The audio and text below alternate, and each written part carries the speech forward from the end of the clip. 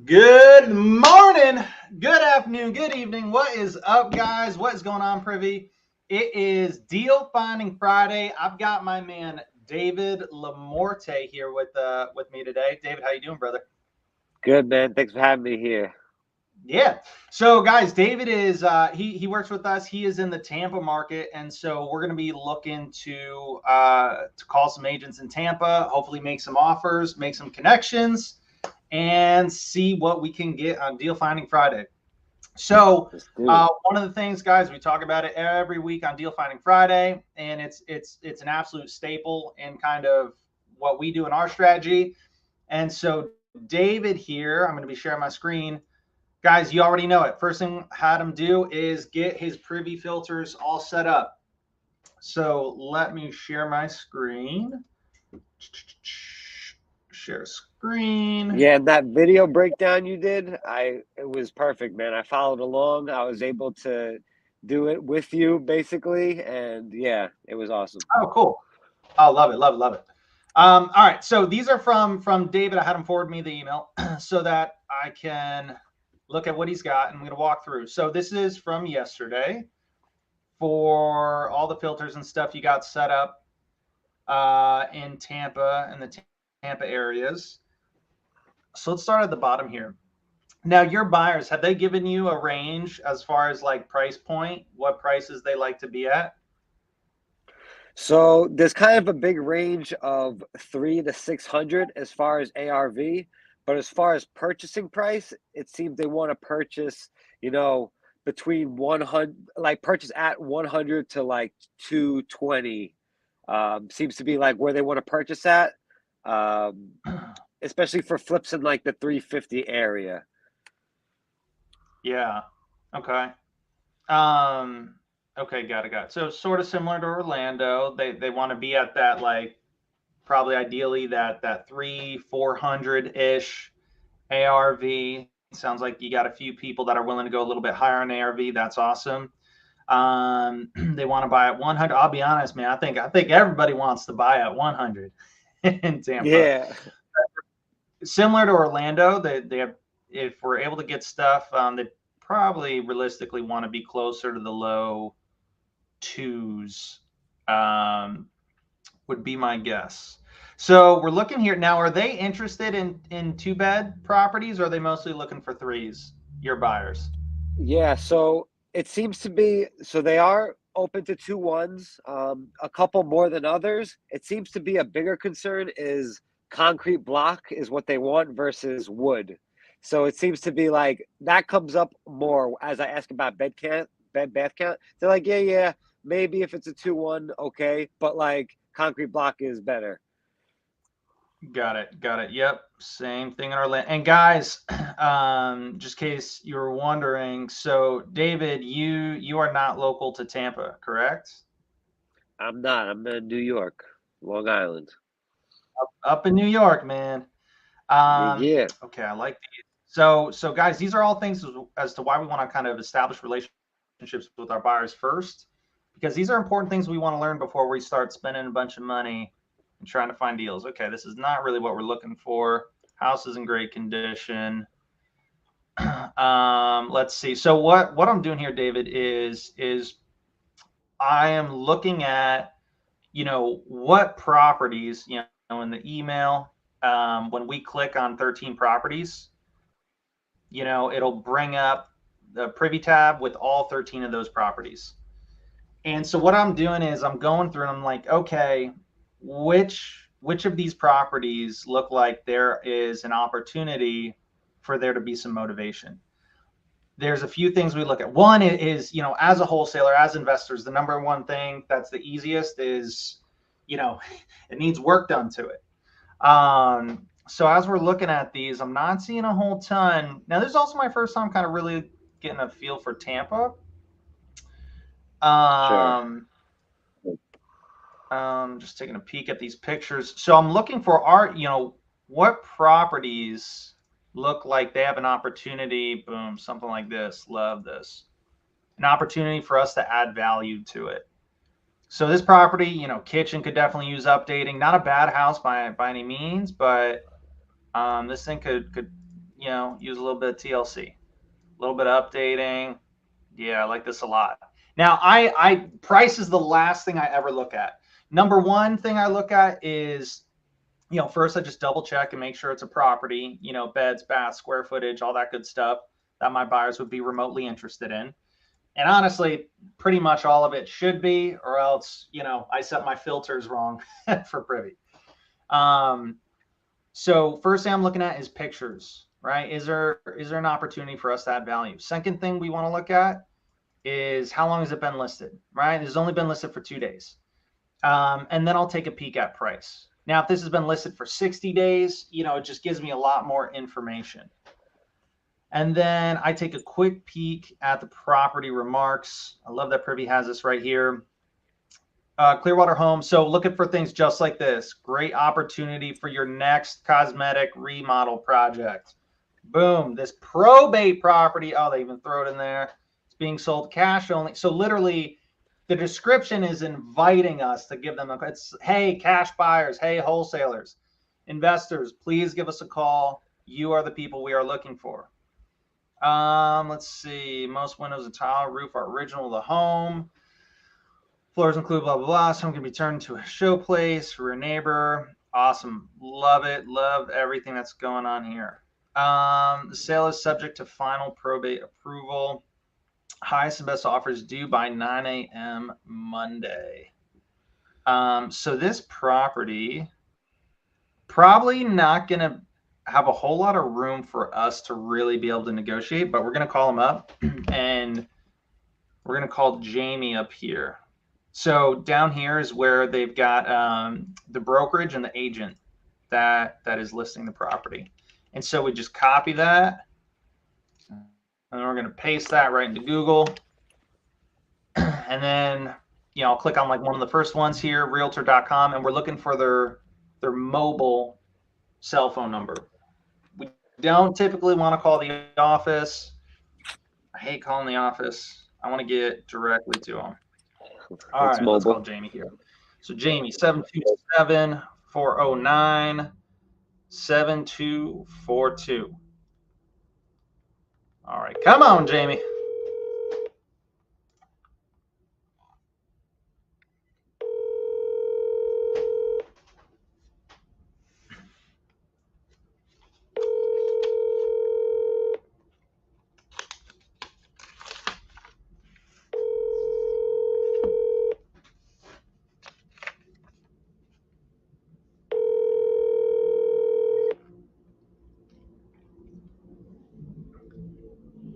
You've reached the voicemail for Jamie Everett with Pat. All right, let's try Jamie again.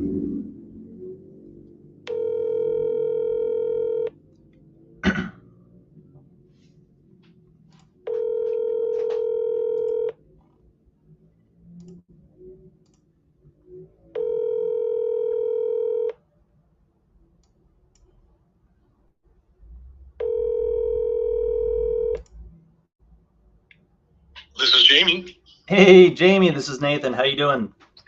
Not bad. How about you? I'm doing good, thanks. I was calling about a listing I saw here of yours on Hoyt Ave. Yes. My guess is your phone's probably been melting. You might be right about that. I was just calling to see if you had a couple minutes to chat about it. Sounds like I might have caught you in the middle of something, though. No, it's okay. Oh, perfect. Well, yeah, Jamie, I'm looking at it as a potential investment opportunity. I was wondering if you could just tell me a little bit about it. Anything in particular that you think would be important for someone like me to know?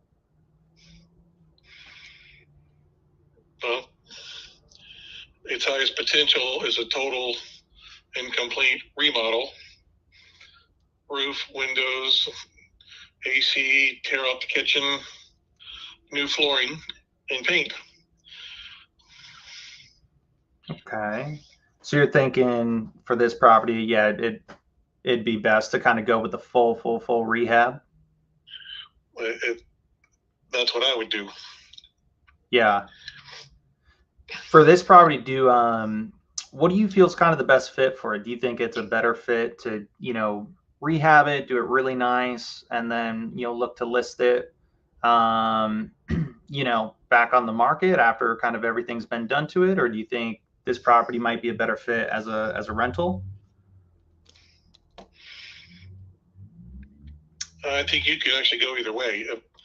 If you were doing it as a rental, you'd probably make more money long term by not going quite as high end on the remodel.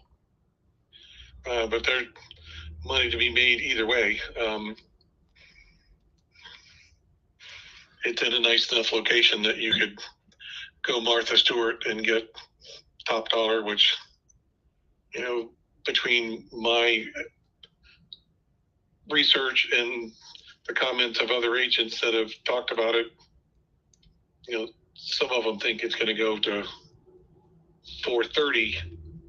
One person thinks higher. I'm confident it would go to 420, possibly higher. Okay, so you think if the rehab was done well and done nice, it could list and sell on the back end for around 420, 430 ish. Yep. Okay. That's my professional opinion, and I don't have a horse in the race, so. Got it. Has there been kind of any recent properties in neighborhood kind of similar to this one that have kind of pulled some prices like that? Yes. Okay, nice. You wouldn't happen to know the address off the top of your head by any chance, would you? Nope, I wouldn't go into that much detail with you over the phone if I did, just to be completely honest. Oh, got it. Why is that? Well, I mean, you're picking my brain. I don't want somebody else relying on information that I've given. I'd be more interested in hearing what you have to say, and I'll happily agree or disagree.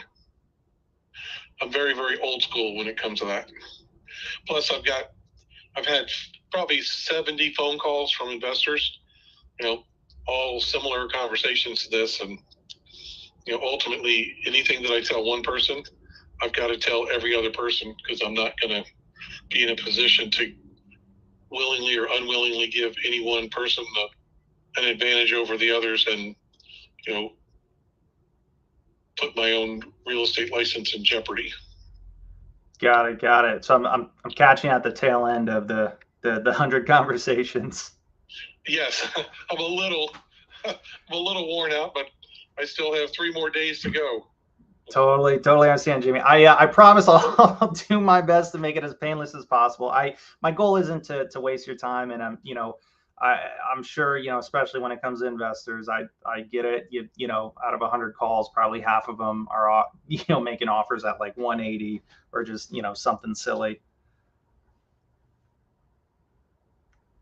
Well, the majority of the offers have been in excess of the asking price, which only makes sense.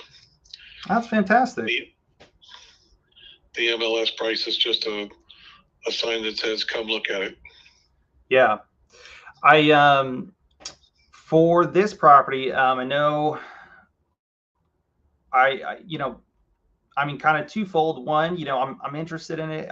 It's kind of perfect fit for what I'm looking for. But of course, at the same time, I know you're going to have absolutely no trouble selling it. You've already got kind of a bunch of offers over asking. My goal is I don't want to waste your time, Jamie, or mine. My goal isn't to insult you or the sellers, with a low offer or an offer that's, less than what they were looking for. I guess my question is where would I realistically need to be at in order to be competitive? The most specific I will be, and I won't be any more specific than that, is that the first number is going to have to be a 3. Okay. No, that's totally fair. And I appreciate you giving me that much info, because yeah, like I said, my goal isn't to waste your time or mine. Got it. And then aside from price, obviously, doing the highest best price is the number one thing. That's my goal. Other than that, is there anything else of importance? Other than nothing whatsoever.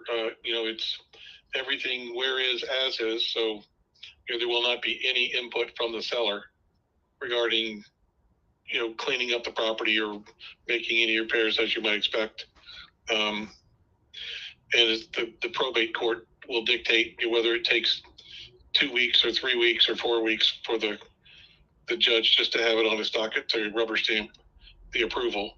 So, it's strictly an estate. There's no emotion to it, and my job is strictly to present the highest net to the probate that's real. So I do have a couple of offers that are not real, but I've been in the business long enough to know the difference. When you say not real, what do you mean? Somebody that comes in with a unusually high number and a low good faith deposit with a inspection period. All they want to do is be able to lock the property up and then attempt to renegotiate it. That's what I call not real. Right. Now, right there with you. Yeah, all these places, Tampa, I know you guys got a ton of them, where you'll get wholesalers that'll call you up and they'll be like, oh yeah, we could pay, $400 or something. And they're like, oh, but we want a, $100 earnest money, 30-day due diligence period. Yeah. No, I choose the title company. Right. Yeah. Right. 100%. In fact, we also will not allow any wholesaling with anybody that makes an offer that is subject to reassignment will not be considered. Yeah, nope, totally understand. Nope, no problem there. Now I know it's kind of up to the court. Does it make any difference as far as size of earnest money or anything like that? Do they take any of that? Absolutely. I mean, there are offers where the people went out there to see it. They know what they're looking at. They made their offer with a significant good faith deposit and a zero inspection contingency.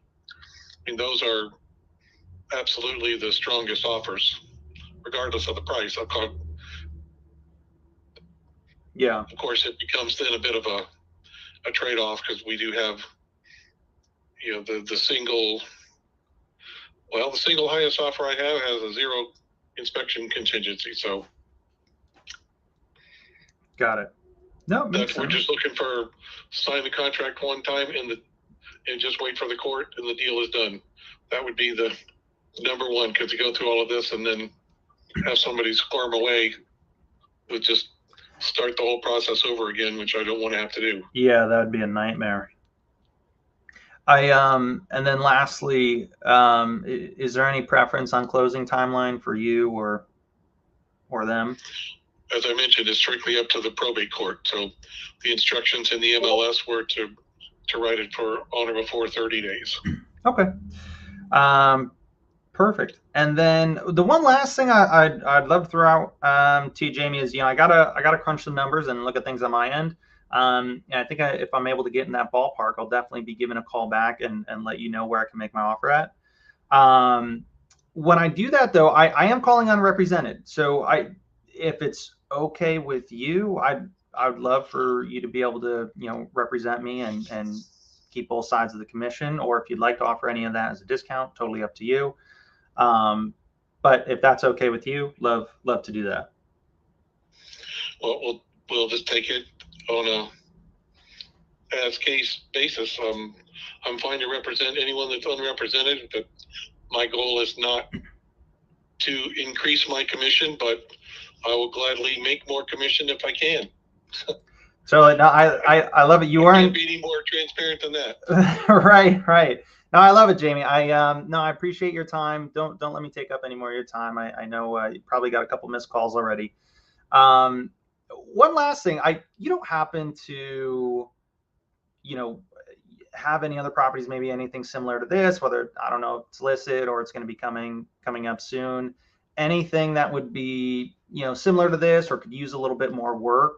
I do have another one that's very similar to this, but the seller has already gone 3 months longer than what he told me he would on, there's a brother and a sister, like a son and a daughter. Both of them have some emotional attachments and they're just dragging their feet. So I really couldn't say. I've had people calling me for the past 4 months ask me about it. And as far as I can tell, it's probably going to take them another 3 or 4 months at the minimum. Would it So would it be helpful to you at all if I were able to make an offer on that property that you could present to them, but it was contingent on no, them? Okay, that wouldn't help them at all. Got it. Nothing's gonna move them. They're fully aware that the property's most likely going to be worth more money whenever they get around to turning me loose on it. Oh, okay, got it. So they're so it's they don't have too much kind of motivation to move their feet kind of thing. Apparently not. No, most people would, but they have other things that are more important to them than how quickly they can split up the money. Okay. Well, yeah, I'll tell you, Jamie, I'll tell you what, this is my personal cell phone number. If it's all right with you, I'll shoot you a text when we hop off here so that you have it. Feel free to hang on to my number. Love to chat with you if you ever have a property or a situation. And I do a lot. Then just kind of purchasing cash is just one kind of thing I'm able to bring to the table. But any properties, any situations, and I keep things very simple. I don't kind of tag things along. I can let you know, hey, if I'm able to make something work, here's what it could look like. And if not, I'll let you know that too. But yeah, I'd say please save my cell phone. Let's keep in touch, and love to reconnect at some point and see if I can put together a strong offer for you on this property. That sounds great. Let's do it.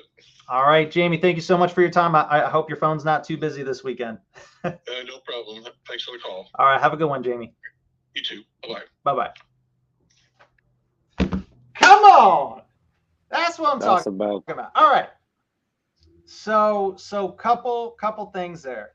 Guys, that was now so funny, man. I actually really like those calls. And the reason being is so that you guys can see what does it look like, because it's one thing when you call an agent or you talk to a seller and they're like, it's just perfect right off the bat, right? They're like, oh my gosh, yeah, our highest offer is 250, but if you could offer this and just do this one thing, the deal's you're right. It's not when it's easy, anybody can do it, right? But that agent, little rough around the edges in the beginning, right? Like he was hesitant, he was not abrasive, but he had that guard up, and he's like, dude, I really don't want to go through this right now. And so we kind of had to work through it and build a little bit of rapport with them. And guys, one thing with rapport, did you notice at no point was I like, oh yeah, you like I don't know, what's a Florida team? But there's the Buccaneers or Gator, whatever, right? It's like, oh, you like cats, I like cats. Oh, you like football, I like football. No, there was none of that, right? That's fake rapport, in my opinion. No, what we were able to do is, one, we could tell by his tone that he wasn't really feeling it, right? And so, I know I've talked about this a few times if you guys have been watching it. Call it out right away. Oh, Jamie, he's like, well, I really don't want to go through this, blah, blah, blah. I've already had calls from like 70-ish, whatever investors. And what did I do? I said, got it. Sounds like I'm catching you at the tail end of all that. Right. So I'm letting him know, like, hey, dude, it sounds like you just talked to those 70s investors and now you're talking to me, right? Like, I can tell by the way you're speaking to me that that's what happened. And not in a way of like, hey, man, you better clean up the act, but coming at it from a point of having empathy for him, right? Is like, oh, man, I feel where you're coming from. And then if you notice, right as soon as we said that, he had the change in his tone. He had like a little chuckle, right? And his tone uplifted, and then we were good from there on out. Now, the other thing with this guy was not only did he not really want to be on the phone, but he was hard to get information out of, right? In the beginning, he was not interested in giving much info. He's like, look, I don't really want to give you like the number has a 3 in it. Yeah. And he's like, I don't want to give you kind of the song and the dance. He's like, bro, you just take a look at this thing and you tell me whatever it is you want to tell me. Now, what did I not do? guys, very easily could we have gotten in the conversation like, oh well, you're the listing agent, it's your job to answer the phone and answer my question. Guys, that's not going to get anybody anywhere. All right, quickest way to a dead deal is to do that. Right. So again, what did we do? We just kind of kept working through, and we ask in 2 or 3 different ways, and then we're able to start getting more information of what we're looking for. Now, the other thing is he kind of put up a firm wall, right, in the beginning of like, hey, not giving any information, not giving anyone an advantage, right? But guys, you don't really know, like, there's a lot of rules that people have, right? Oh, you can't do this, you can't do this. Nope, the rules are you can't do this. Guys, sometimes if you just ask, like, you don't know until you ask, right? So what did we do? Now, the one thing when I was like, oh yeah, you're probably getting, he talked about fake offers. Guys, I love again the empathy and relating to them, like, oh yeah, it sounds like you're probably referring to wholesalers. Yeah, they call and they offer at 180. Now, what did I do there was, one, I related to him. I was like, oh yeah, that bothers me too. But I also at the same time was giving him a low anchor, right? So it was like, oh yeah, they're probably giving you offers at like 180, right? I'm not saying my offer's at 180. I'm saying, oh, they're probably giving you offers at 180. And what did he do? He's like, oh, well, all of our offers are over asking price. Boom. Super important key piece of information, right? Just from that. And then we continue the conversation. Then he pretty much tells, he's like, oh, well, he's like, oh, the one thing I couldn't tell you, right, when we asked him, hey, where would I need to be at in order to be competitive? Jamie, I don't want to waste your time, don't want to waste the seller's time. And he's like, well, what I can tell you is it's got a 3 in front of it, right? So it's at least at 300,000 or above. And he said the highest offer is at about 300,000 with a 0-day inspection period. Now, I'm glad we kept asking more questions, because at first he's like, hey, this is just through the court. It's like, it's the only thing that matters is the price, and there's no emotion attached to it. But did you notice when he talked about, fake offers, right? When he was referring to like kind of like a wholesaler making an offer. And guys, if I know none of you guys do that, but if you know anybody else that does it, let them know, hey, that's not cool, man. Don't lock up people's properties, with bad intentions, knowing that you're going to have to renegotiate it. That's not a good way of doing business. Shouldn't do that. But one thing he said was I was like, okay, got it. Is there anything else other than price? He's like, no. But then when we talked about earnest money deposit, he's like, oh yeah, no, that makes a big difference. He's like, no, that definitely does matter, right? So even in this situation, there's still more than just price that makes a difference, right? So if my offer's less, say we were to make an offer at 300,000, and if the other offer is at 310, but say they have a $2,500 earnest money deposit, and we have a $50,000 earnest money deposit. Guys, even just saying it, you're like, oh, dang, bro, 50K is an earnest money deposit? That makes a difference when people see it. So the other thing is, where on earth, Nate, hey, man, I'm not balling. Like, I don't have 50K to bring to the table for the earnest money deposit. Guys, that's cool. I'm not bringing 50K to the table. Come on. I'm not doing that. No, what am I going to do? I'm going to have my buyer bring that to the table. And again, he's like, it's non-assignable either. Great, not a problem. Why? Because when we start with the foundation, when we have our buyer in place, when we have a relationship with our buyer, not only can we go to them and say, hey, I can get the property for you at this price, blah, blah, blah. Does that work for you? Great. Here's what it would require. It's going to require a whatever $1,000 deposit. It's non-assignable, so we can either do a double close, or you can just, I can give you an invoice. I can get paid out through an invoice or whatever at the end, right? And you can work that out with your buyer because you have a relationship with them. So, and guys, this is a deal that literally nobody else would be able to do. David, do you have any questions, man? I know we ran through a lot. Oh, one other thing I wanted to touch on. So guys, I almost never do this. But the reason I did it is, guys, you are lucky that David is here today. And it just so happened to work out very nicely. When I'm, actively working my market, right? And I'm not just kind of here doing it for you guys on a Friday, and it's like I'm taking it seriously and doing all the things I'm supposed to be doing. That's where I would also do what I just did at the end there. Oh, hey, Jamie, by the way, I got to crunch the numbers, look at some stuff here, but do you also happen to have any other properties, maybe listed or maybe, that are coming down the pipeline soon that are maybe similar to something like this or could use maybe a little bit more work? And he's like, as a matter of fact, I do. Right. And now we didn't stop there. This is like a pro tip. He's like, yeah, they're not ready yet, blah, blah. And he talked about a pain that he had. He's like, yes, I want to sell this house, but the people, they're dragging their feet. I gave him an opportunity. And guys, this is how you can get deals in really, really hot markets that nobody else can, right? Because he's like, oh yeah, people have been following up with me for 4 months about it. Guys, I would almost bet money that those follow-up conversations are, hey, you got that one ready yet? No? Okay, great. Hope all been well, Jamie. We'll talk again soon.